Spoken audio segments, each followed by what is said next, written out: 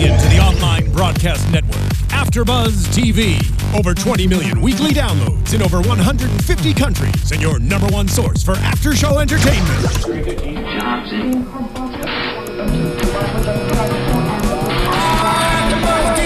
AFTERBUZZ TV, the destination for TV superfans. Producing aftershows for over 300 of your favorite TV shows. Interviewing celebrities and showrunners. And bringing you behind-the-scenes exclusives. All thanks to E! Entertainment's Maria Menounos, producer Keven Undergaro, and internet leader Akamai. Now, let the buzz begin!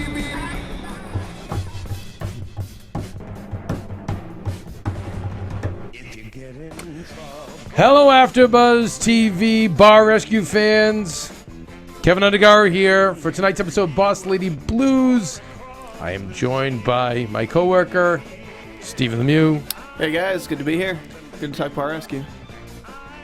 I thought it was an amazing episode tonight. I enjoyed all of it. It hit on all cylinders. I know the last time we did this, I was bummed, which is rare. There was, I don't know if you saw it, there was a soft one that snuck in. Which one was it? It was the meathead owner, like he was some big weightlifter guy, you know. No, I didn't get a chance to watch it. And I think he just put on more of a farce to get them to do a big renovation for him.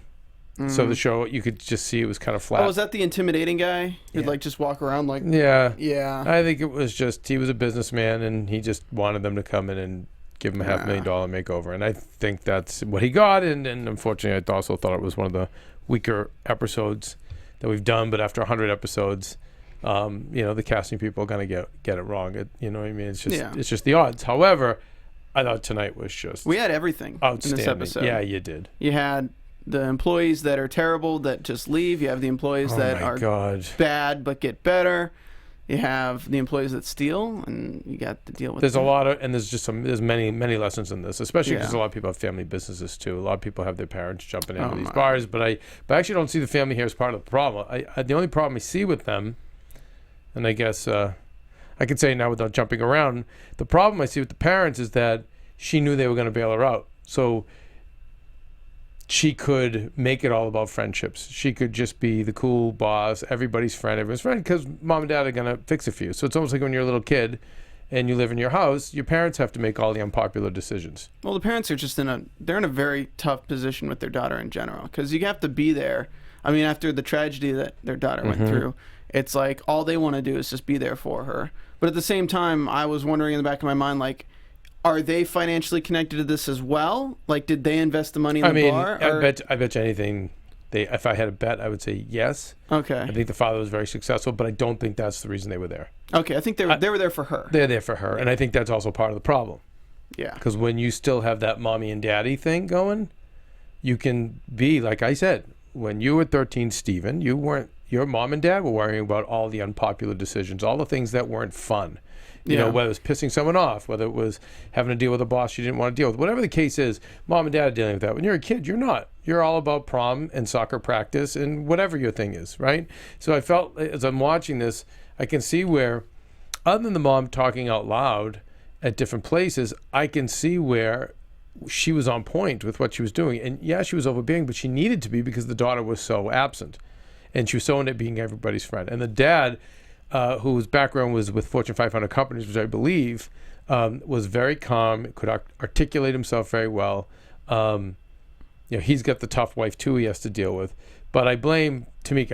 I really don't blame the parents for this, other than which when we get into the order, we'll talk about one of the mistakes that I saw the mom make. But other than that, I think they were very well intended, and I don't think it was about the money. I think it was about helping their daughter, but maybe they just helped a little too much. I think they were just trying to give her lessons in front of other people, which is not the way to go about it. And they didn't develop systems. They just kind of called her out. Well, I think the dad was just running around trying to help, and I think the mom wasn't just calling out. She was like, sweep this, pick this up. Come on, you see stuff on the floor. But and the reason I back the mom, because I think that the staff was incredibly toxic with terrible attitudes. And one of the things I'm always on you guys about, even here in AfterBuzz, is as good as you guys are, and you guys are amazing, when we've had those toxins come in, it just takes one person who's super toxic to bring everybody down, you know. And you could see the attitude of that bartender you could see that same attitude in the kitchen as well. Yeah. And it's awful. Let's go in order. So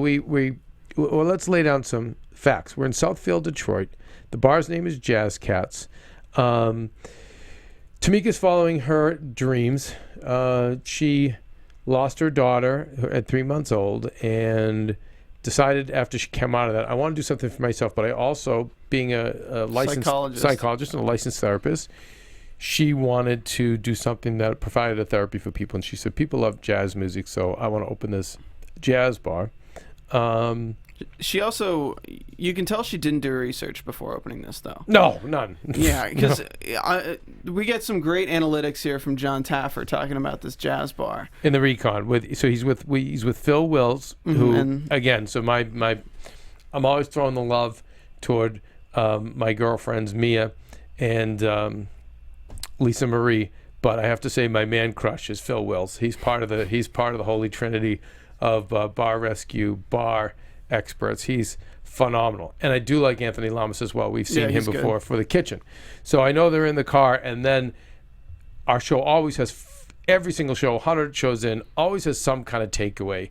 And one of the takeaways on this show was what you're going to get into right now about jazz music, correct? Yeah, so jazz music is the least popular bought music right now. About 2% of people buy jazz music, and it's maybe like once or twice a month. They don't have like a consistent, like, we're always going out, we're always buying this music, which I love jazz music. I'm a huge fan of jazz, but at the same time, I can only agree with John in this case. Well, he had to leave it to John to how the hell John even knew that. It's just he's a friggin' savant.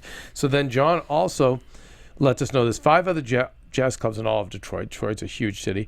But then he said, a typical jazz patron only goes out 2 times a month. It's funny because I remember like a lot of guys fantasizing in my 20s about opening a bar. And I actually went down the road.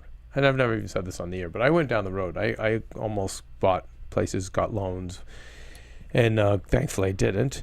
But, my mom was big on that, like wanting some kind of place like this. Like for wine or whatever, and at least, thank God, I had the wherewithal to know. And my father did too. Like Kathy, my mother's name, your friends don't spend any money. so these people who go out twice a month. It's not like they're going out twice a month and dropping $500-600. They're going out twice a month, and they're maybe getting 1 drink, 2 drink. They're listening to their jazz, and they're going home. I mean, it's not a sustainable business. There's a great one in LA. It's in Glendale called Jack's. Do you go? Yeah, I try to go like once a month. But again, that's once a month. But they're a restaurant that has a bar, and they make the jazz near the bar. So they have the bar patrons, but they make their money in their food, which is fairly heavily priced. Okay, fair enough. Well, as we're watching this, we see kind of the main symptom of all the problems in Big Dre, the bartender, and you could just tell from the beginning when they wanted him to make 15 drinks, he acted like 15 drinks. You guys need to be calming down a little bit. 15 Phil, drinks. you could do that in your sleep, John said to Phil Mills. But you'd be bored. Yeah, you'd be bored. No, Kevin, we got 5 shows. I don't know if we can do anything today. By the way, 5 shows. But you know what though? Listen, employees and employers. Unfortunately, I think the majority of employees have that attitude. And if you're an employer, you got to get it out. And then the fact that he's a big guy, that's even worse because he can back it up. Yeah. He can back up his toxicity. You know what I mean? He can bully his toxicity onto whoever he wants. Really super hard to stand up to a guy like that. All his drinks are terrible. It's just one mistake after another. But then finally the one patron who gets in his face says, listen, dude, I've been here for 20 minutes. I keep walking by you and you're ignoring me. And he's ignored so many other people. And now he gets out behind the bar and he wants to fight the guy. God. And he's a smaller guy. It was a small guy. Like he had, I don't know, you never can tell, but it was like Kevin Hart against The Rock. I mean, it was ridiculous. Size-wise. But he was ready to fight and throw down. And then we get that moment that I always love as we do recon when John just, that's it. John looked small in front of this guy too, a little bit guy too. Was big, and John's a big guy. We also should do a shout out to Robert Hurst, 70-time Grammy-winning jazz bassist who has won 3 albums. has achieved 3 platinum albums and was in as one of our spies, and of course was completely horrified. Completely ignored for 5 minutes. Yeah. The guy just had his back doing Well, stuff. that, he notices you can't see where the music is. We know it because, well, I guess we'll get into the geographics of the bar in a second, but he's ignored by the bartender. Then when he gets the drinks, they're terrible. Then he sees the bartender fighting with the mother, and then he's there to witness the blowout. But before we get to John coming in, we also should note that the bar was tiny. Mm-hmm. This guy was huge, so he couldn't fit behind the bar, let alone, it was not a bar. You couldn't put another person back there to help them. Right, and you can't make money out of a bar like that because you can't pump out your drinks in an efficient way. So we know the setup of the place is terrible, and you can't see the music, as we said. But we get that big Taffer moment that I always look for in the recon where he does, that's it, he can't take it anymore. It's like, I got to get in there. Now, especially with the fight. So he comes in, John goes right at him. And as I'm watching this with my girlfriend, she's like, he's going to get hit. He's going to get hit. I said, Maria, relax. If you know, I got involved with John a few years ago, and I insisted he get security. And, 3-ball and Spike wisely got him security. So Maria, relax. Some of these people. There's people there to stop it. Yeah, because that guy was coming. Yeah. He wasn't going to stop. No. Because he's a man first before anything else. And that's, by the way, that's what he said. It's one thing to say it around John, but he also used the same excuse with the other guy. Yeah. So that's your thing. Don't talk to me like I'm a kid. Don't talk to me. So obviously this is a guy with a chip on his shoulder, and a terrible attitude, and no job. Well, John being John, always just finds this way to communicate with people in language that they understand. So he knew that Tamika was a therapist. So what does he say? What do you do with a toxic thing in your life? In someone's life, any patient's life, you would what? Remove it from the equation. And she walked out and she fired him. Yeah. And I thought that was great. But his reaction, I've got a family, I've got this, I've got that. Well, dude, like this is where it's just, again, I say civilians, that's my term for the average person out there, but it's like I see that all the time as a reaction. What did you think was going to happen? You almost came behind the bar to fight a customer who wasn't physically threatening you. Then the person who's going to renovate and provide, $500,000, $1 million worth of renovation, then you're going to fight him. You've gone out of your way to complain about everything work that's gone your way, and you're surprised, but that's most people. But then you see his psychological thing, and you can tell that Tamika's been victim to it a lot, is when he's like, man, I got a family and I got kids. Like, you're always trying to pull that out. It's like, well, then you should have thought of that. Well, that's my point. It's like, what were you thinking? And who's accountable? And by the way, we had a career seminar this weekend that you didn't attend. But anyway, 150 other people did. And one of the things that I was saying about with success, whether it's my life or other people's lives, it's not so much doing all the things to succeed. Yes, we all have to do that, but no matter how successful a person is, they have experienced failure, and most of the successful people I know have experienced grand failure, myself included. And the only way around it is for when you own up to your own shortcomings. And, classic example of like, that's a guy who needs to go home and say, okay, well, look, what am I doing wrong? Okay, well, I'm obviously not following orders. I'm being reactionary. I'm wanting to fight with people, but none of that. It's just, I have a family. How could you fire me? Do you think him watching himself on this episode? No. I don't think so. No, because I just see most people don't have the security and the courage to look in the mirror and blame themselves. Unless you walk out, going through a crosswalk and you get hit by a car randomly, like that, there's no one to blame there, other than the person who ran you over. But most of the situations we're in, we are to blame to some degree. And it's hard. It's painful. It's like, for me, I'd rather get hit with a bat than have to admit I messed up. But I promise if you do, that's when the healing takes place and when you improve and when you can succeed. The problem is most people don't. It's everybody else.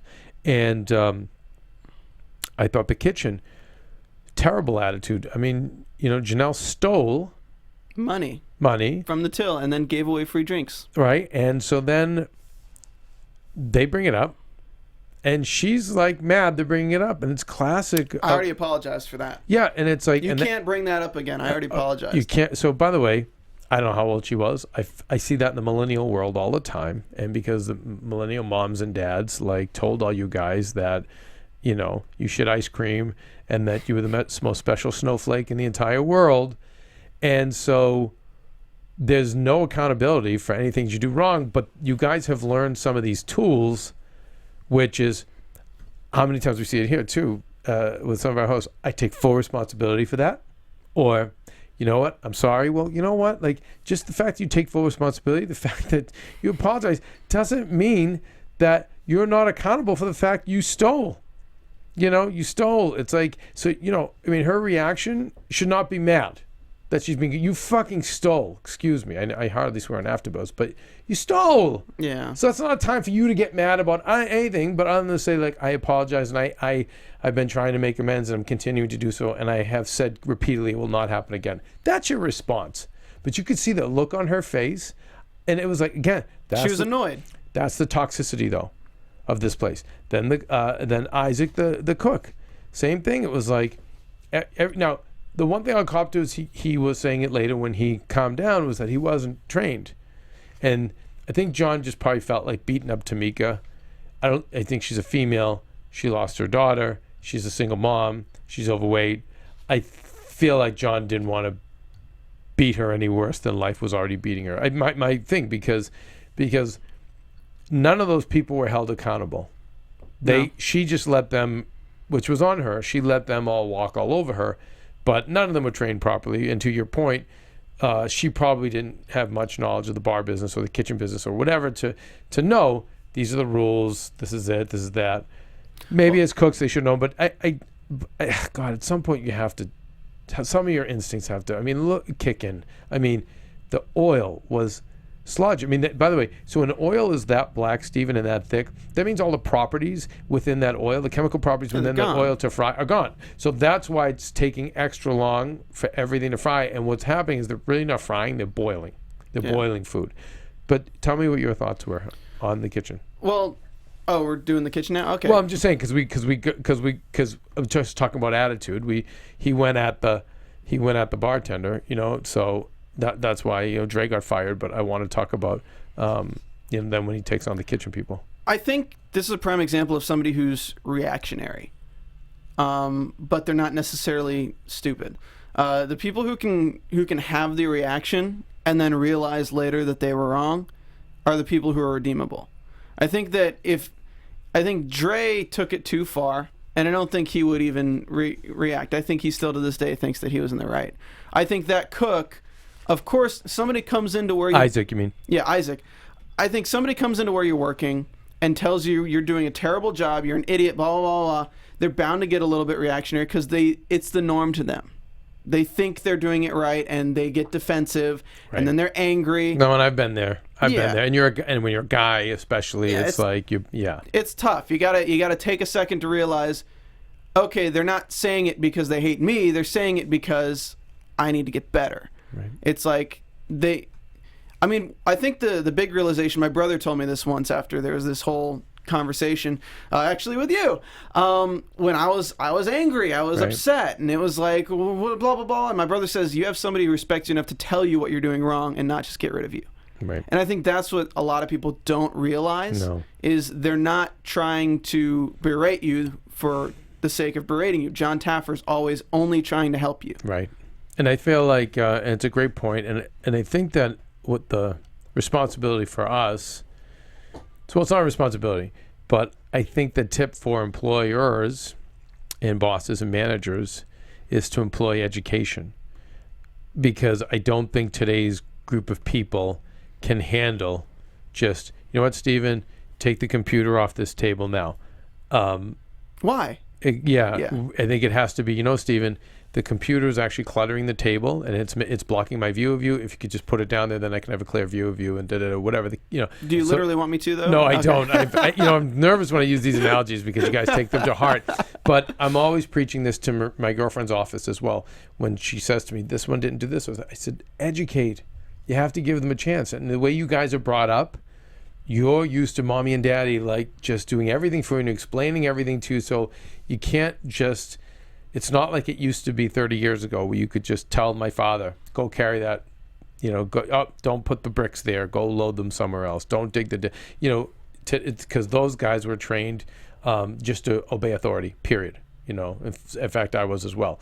But it's now at the point where you just have to explain. And by the way, whether that's right or wrong, I don't know. But if you want to have success as a manager and employer, it is about education. Then at some point, we've had it here in rare instances, but at some point with Dre, you can't reach them even with education. You just have to say you got to go. I think a good way to put it is that people believe nowadays that jobs are a basic human right, and that pay is something that you're entitled to when you're not. I'm telling you, other than I quote Gene Simmons on this, the immigrants and the children of immigrants. Gene Simmons is always saying how at games, the immigrants have their hand over their heart during the national anthem, and are happy and proud to be here. And the people who've been here for a long time just have this terrible sense of entitlement. And even today, I did jury duty, and as I was walking to my car, I'm walking with a young man, and he was saying to me how. We were both dismissed, needless to say, but we both volunteered because they asked, can someone volunteer to be free for, 2 weeks? It was a long case. And in good conscience, I felt like because I'm self-employed, because I have you guys here, I was like, I got to do my duty, So I was like, I can't say no that I'm not available. So I did. He did the same thing. We were ultimately not picked. But as we walked to the car, he said, well, he's like, oh, it's good because I had a lot of work this week anyway. He's like, but, I want to do my duty. And I just stopped and I said, hey, something. I said, immigrant or parents who are immigrants? He's like, my parents. I said, yeah, thought so. He's like, well, we don't get, and then he went off. He said, we don't, this country, like, we don't just get things for free. Like, this is the stuff we have to do to have this amazing life that we have here. And and I'm like, and there he gets in his old little Honda, not like he got in, a Beamer or a Mercedes, and I was like, God, I put my hand out. I said, I want to shake your hand. I shook his hand and wished him well in life. But when I think of my girlfriend's father and mother who are immigrants, and I think of Phil who runs this place, who's an immigrant, and I think, and it's sad, and I'm not. But thank God that my great-grandfathers were both ditch diggers. My grandfathers were both ditch diggers. My dad was a ditch digger, and my very first job at 7 was digging a ditch. So I think that's why I still have that respect, But I had in my 20s, I was a punk where I would have probably taken all this for granted. And now as I've gotten older, I've said, wow, we're just so blessed to be here. And I know that's getting off the subject, but you're right. But you're right. Work is not a right, it's not. But you can't, and I catch myself doing this too, you can't be asking people to work as a favor to you. And I feel like that's what things are moving towards, is that people feel like as me managing people now, it's difficult for me because I'm new to it. Right. But I still make the mistake of sometimes saying, hey, would you mind doing this? Or do you want to do this? And then I realize, like, I'm really just saying do this, but I've accustomed myself to dealing with millennials so much that I'm like, hey, would you be okay with doing this? Like, no, I'm paying you. Do this. Yeah, well, you know what? It's not about would you be okay, because you want to be polite, but it's maybe educating them, saying, listen, I need you to do this, this, and this, and I'll do that with you guys a lot too. I need you to do this because here's why. If you do this, then later in our day it's going to be easier. Or this, whatever it is. If you put up, we're putting up some speakers now. If we have speakers up, then when we have our parties, we're going to have great music playing throughout the place. I mean, whatever the case is, it's part of it. It's the world that we're living in. But it is certainly not a right. It is a privilege to work. And I also think that we, unfortunately, modern Americans, I have to say, like my mom and certain members of our family, siblings and cousins, equated the word work with hell. And as I got older, I realized, wait, I love work. And 90% of the time, people have problems in their lives. It's because they don't have enough work. They have so much free time that's why they are jealous, mean, possessive, on the internet, typing in God knows what. I mean, going down the rabbit hole of just so many bad areas. But work isn't a bad thing. Work is fun. Work is, exciting. Yes, it can be hard. It can make you sore if it's physical work. It can be tiring because we all do need to sleep. But when you see it as hell, you're already screwed. Before you even walk through the door of any office or wherever building, you're screwed, because if that's what your perception is, you're already making your job so much harder. And it's one of my things all the time is, with my mom, like, Mom, I love working. Don't whether it's doing work on the house, grooming the dogs, any of the menial stuff they do, I just enjoy it. It keeps me busy, it keeps me active. And I like to party, and that's why I love Bar Rescue, because I love bars. I love going to them. But I like to work hard and then enjoy it. And I feel like, you just touched on something by saying, everyone thinks work is a right, and then it's that perception of work. It would just be better to not be working, to be sitting in your room playing video games or sitting on the beach or whatever. It wouldn't be better. Good things don't come out of that. I know very few people. My mom has a boyfriend, Frankie, and I laugh because I'd say, Frankie, you're in the 1% of people who don't work. He's retired and still are happy. Whereas my mom just, God love her, but she'll walk around the mall. That's it. She 7 days a week, she goes to the mall shopping, and she's not happy. My brother's the biggest civilian, but he loves work because, I love work because I get to do what I want to do when I'm not working because of work. Because of work. See, that's a great attitude. Don't keep talking about your brother. We might have to get him in here. So there's some great lines when they're going through the kitchen. He says, Anthony says, before you touch food, you need to learn how to handle it. Which is great, because back in the olden days, chefs wouldn't let people work with the poultry and stuff. It was far too valued. They'd train people on other things, and they'd have to work in the kitchen for 5 or 6 years before they're even allowed to touch it. Wow. So seeing that, that's a good kind of basic thing. The walk-in fridge kind of made me want to throw up. Oh my God. Uncovered pots full of cheese sauce that they left in the night before. Uncovered pots of peaches that John's like, how are you gonna heat this up today? Just put the pot in there. No, that's disgusting. And when he say, no, you're not, it boom. Dumps it. Yeah. You might have called yourself a cook, but tonight you're a dishwasher. Tonight you're a dishwasher. And then we get the pod breaker, which is still in the kitchen dealing with the kitchen, and he pulls the tongs off, which are obviously not clean, but they were hanging there from the night before. And they're not clean. He's like, would you have used these tonight? Blah, blah, blah. No, would you have used them tonight? Yeah. Oh my God. Janelle, I don't know. It's easier to put it in there and deal with it the next day. I'm trying to get home. You're awful. Again, the worst. Just guys, employer and bosses, managers, people you don't want there. Yep. You don't want people who just want to get home. You want people who want to do a great job, turn out really great food, and get great reviews online for that food, and then either get a raise there, open your own place, or go to take your talents elsewhere, like LeBron James did back in the day. But that's, if you make your life that, you'll be so much happier. But I just want to get home. That makes me puke. In the bar, we get they made More two than the kitchen. servers. They made two servers bartenders, so they're completely new bartenders, Xavier and Amber. I mean, they don't even have speed wells in the bar. They didn't even have the pour spouts on their bottles. That's crazy. They were just pouring right out of the bottles. But the problem is in the bar, the reason you have the speed wells is because the bottles of liquor behind you are only if you run out of what's in front of you. You shouldn't be going to those bottles normally. It should be a speed well, right? Yeah, because you're turning your back to the customer, right. and or to the guest. Restaurants like to use the word guest, not customer anymore. But yeah, you can't be turning your back. It's it's okay if you're going to pick up a bottle and then put it in the speed well, but you can't be grabbing things from behind you all the time, because other people can be doing stuff that you need to be aware of. Putting their hands in the maraschino cherries, doing your garnishes, messing with that stuff. You have to be aware if people have their hands in other people's drinks. It's gross. It is gross.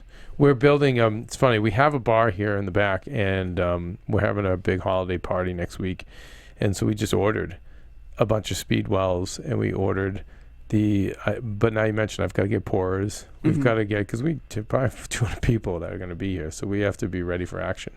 But it was funny watching this show. I'm like taking all my bar rescue notes. We'll build a very nice bar. So we go to the stress test. This was interesting. Interesting. So once again, we love when the show changes it up. Tonight they say the kitchen's so bad that these guys have got to keep cleaning the kitchen. We're not doing food. We're only going to serve 25 guests. We're also going to do no live music, and that's it. I mean, that's how bare bones, because as Phil Will said, the bartenders are horrible. And they're just doing 2 drinks, which are very, very simple drinks. You got the gin hawk and you got the martini. I mean, this bar might. I mean, we've seen some of the more poorly trained staff. This is definitely in the lower 5%, I would say. So they start the stress test. Within 5 minutes, they've only gotten 3 drinks out. And then this is where you really kind of start seeing the rift forming between Karen and Tamika, where they are constantly bickering because the mom's trying to solve problems by making new problems, which is never a good idea. No, I mean, I don't agree. Really? Okay, so one of the things she said, don't tell the customers there's no food as the first thing. So when someone comes into the bar, you don't want to say, yes, that makes your life a little easier, but you may lose a customer that way. So when someone comes in the bar, you don't say, oh, by the way, before I seat you, I just want to let you know there's no kitchen food. Now, sure, that's convenient. That's a very upfront. That makes it so they don't have to complain later. But also there's a chance to turn around and walk out the door. Yeah. Seat them, get them a drink, whatever. It's like, oh, tonight actually is a special night. I hate to be like that, but you have and the mother points that out. And I'm like, wow, how astute of the mother. But I just go back to the mother saying, the bar, when we have one person who's saying, sweep, do these things that clearly aren't getting done, that's an energy that I don't want to remove because, and that's why, if you notice, when we can maybe jump ahead to the intervention, is notice that John didn't snip her and said, no, come back, please. When Karen walked out, when Tamika goes at her and says, Mom, you're not the boss, I'm the boss, and da-da-da-da-da. And the mother walks out, and he pulls her back in. Normally, John would say, no, go, because now you're in charge. No, please come back, because he knew the mother wasn't wrong. He knew the mother, her intentions were amazing. If the daughter were effective at her job, then the mother's a problem. But the daughter has not been effective, so thank God we had the mother. I think if there was no mother, forget it. I was speaking more of her grabbing tickets and trying to run drinks.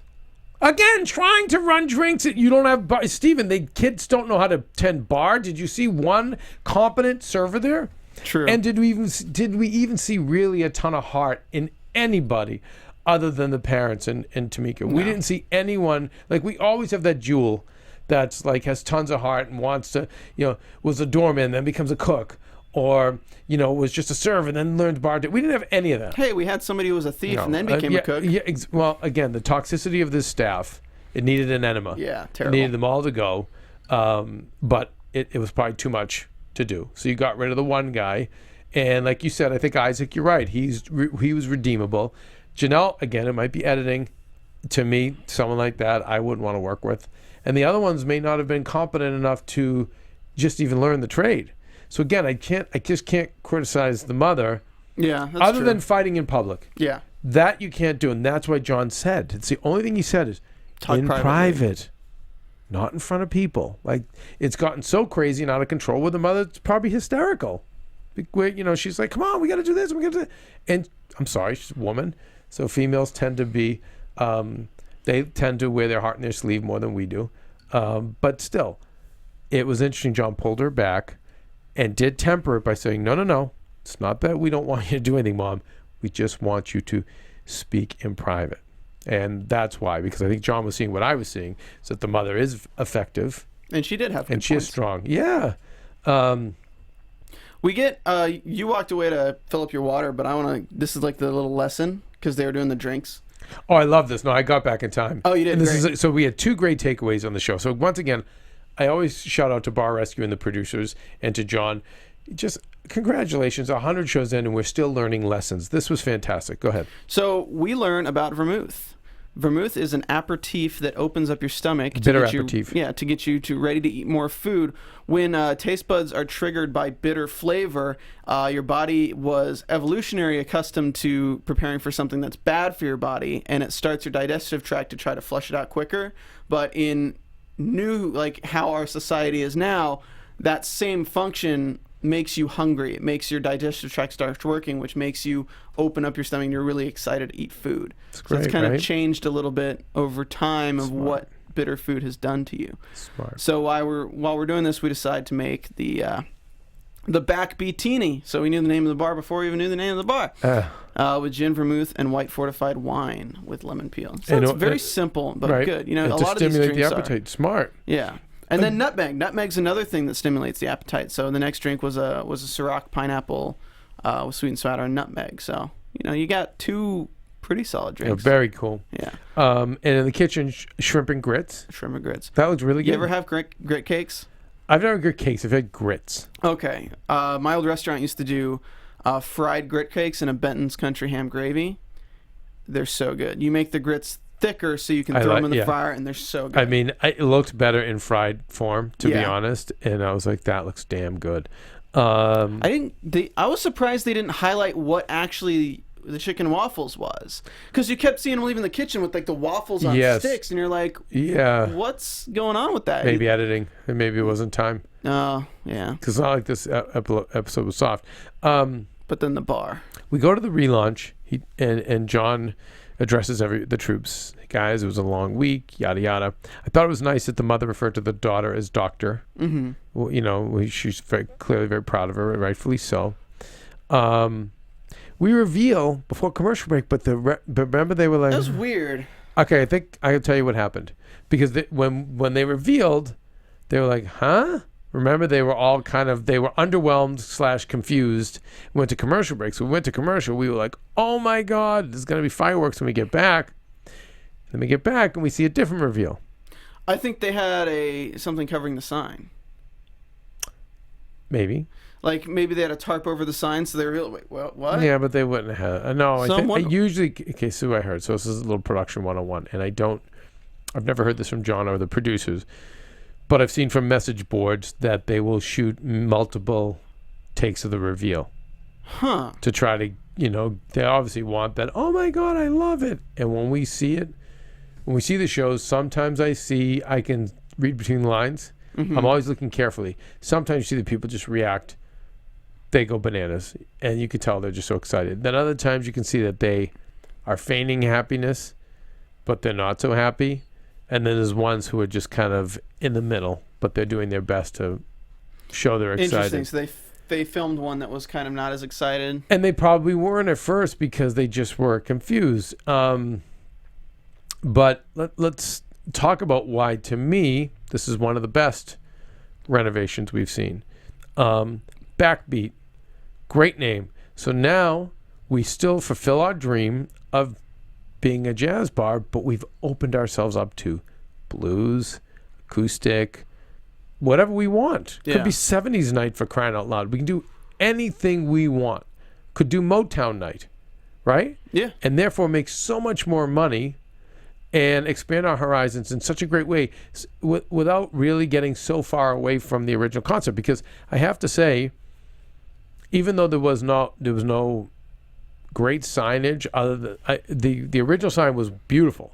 Mm-hmm. And usually they're shit. There's a very nice sign for Jazz Cats. It was a great sign.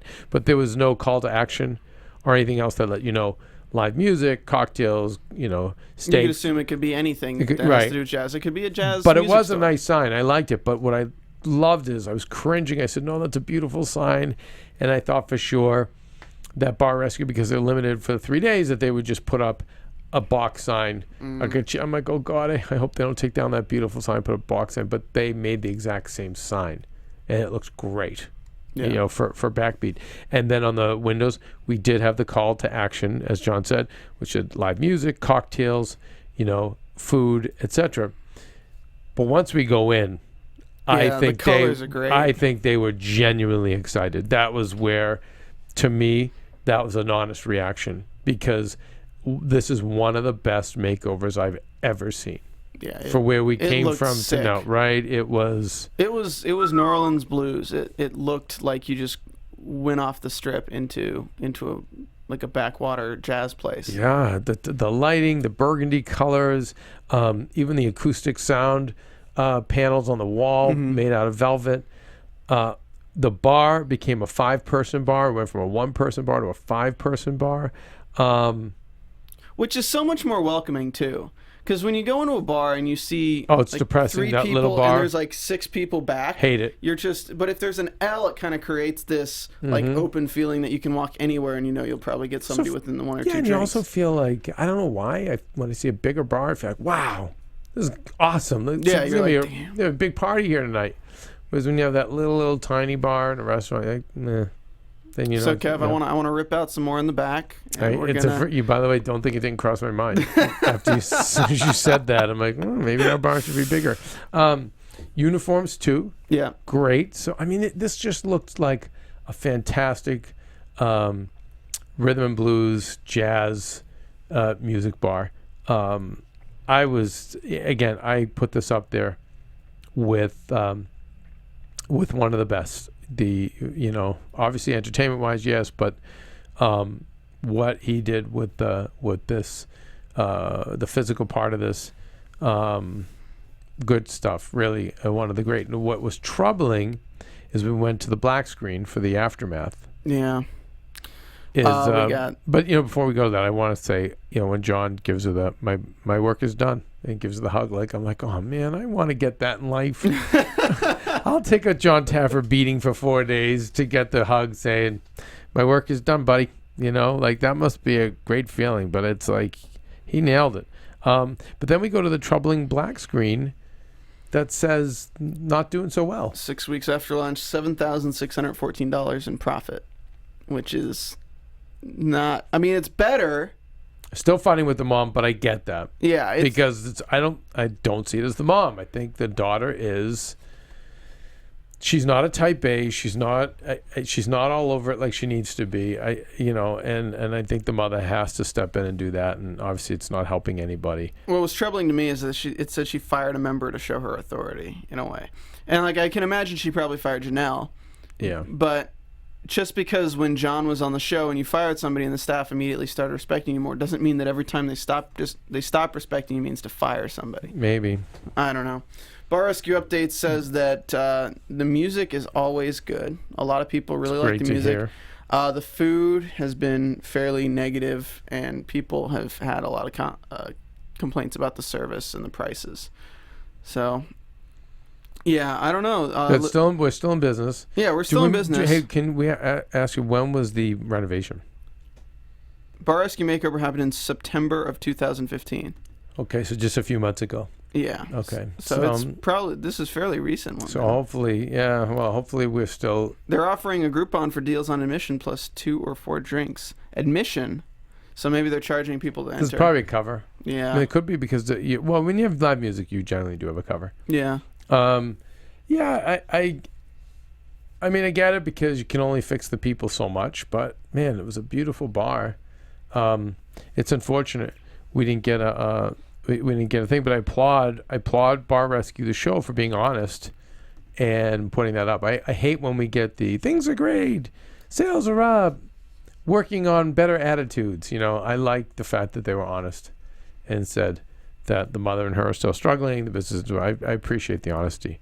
I want to do a shout out real quick before we wrap it up that next week we're going to have a Bar Rescue first, where we're doing a strip club. Long overdue, in my opinion. I'm so excited. You see in the preview, John yells, "You have no standards!"